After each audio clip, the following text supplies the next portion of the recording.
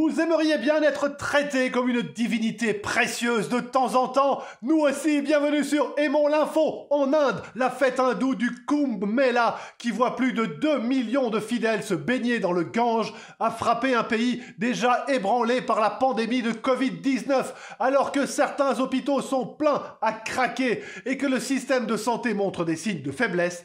Des scènes montrant des dizaines de milliers de pèlerins côte à côte dans le fleuve, la plupart sans masque, ont frappé les esprits. La police, craignant des bousculades mortelles si elle intervenait en force, a dû renoncer à imposer des distanciations sociales.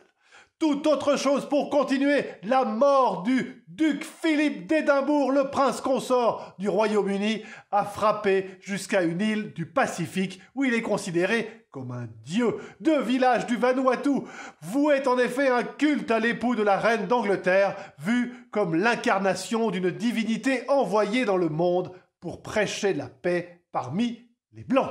Ne rien faire de particulier et être considéré comme un dieu, n'est-ce pas le rêve honteux de tout un chacun?